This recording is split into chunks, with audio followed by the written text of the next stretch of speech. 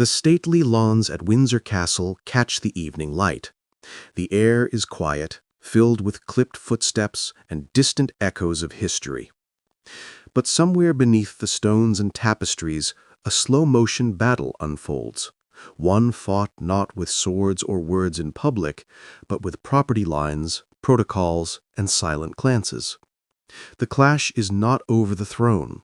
It is over who belongs at Royal Lodge, who controls its charms, and who remains inside the royal fold.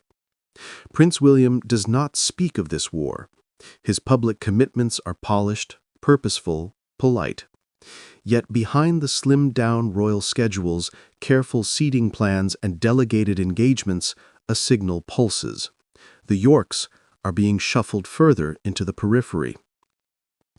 Royal Lodge is not just a house. It is a statement of belonging. Since 2004, Prince Andrew and Sarah Ferguson have lived there under a 75-year lease held through the Crown estate. From its manicured gardens to its discreet gates, the place is a physical embodiment of a royal life half-shadowed, half-preserved. For them, it is sanctuary, but increasingly it is also contested territory. In the years before 2019, Andrew's visibility was steady. Naval roles, ambassadorial work, royal patronages. When scandal struck, the public roles collapsed. The BBC interview, heavy with unanswered questions, unveiled fissures than what had seemed unshakable. Backstage, budgets were pruned, patronages were revoked, security was scaled down. And yet Andrew remained at Royal Lodge. The decision not to evict him then was strategic. His lease gave him legal protection.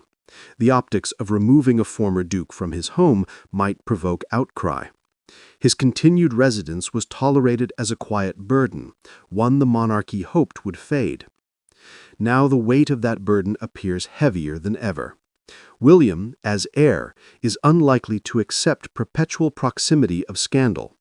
His own vision of monarchy demands clarity, of purpose, of image, of boundaries. He inherits not only a crown, but also a crisis of identity. The presence of Andrew and Ferguson at Royal Lodge complicates his efforts to reposition the Windsor brand. The battle begins in subtle shifts. On official photos, Andrew no longer appears in the foreground. At family gatherings, he is seated further back. His charitable connections, once glossy, are quietly severed. Ferguson's public endorsements falter. The stream of tabloids revives her old stories. The palace does not issue statements, but permission for certain events is withheld. Those who know royal relationships say this is not procedural, but symbolic. Property equals presence. To control Royal Lodge is to control a narrative, the narrative of what is inside the monarchy, what remains reserved for the Windsor line, and what must remain distant. Andrew has, in response, defended his position in private legal counsel circles. He argues that his lease agreement was not contingent on performance of royal duty. His rights to the property are protected by contract. If Charles or William wishes to repossess Royal Lodge, they must engage the estate and possibly negotiate a buyout or mutual move. Eviction is neither simple nor tasteful. Ferguson, too, maintains a role in this drama. Despite her divorce from Andrew, she lives at Royal Lodge. Her presence, public projects, and enduring relationship with the Yorks keep her tied to the estate. Any move to remove Andrew implicitly involves her. In rooms behind closed doors, whispers suggest that William intends to reshuffle allocations once he becomes king.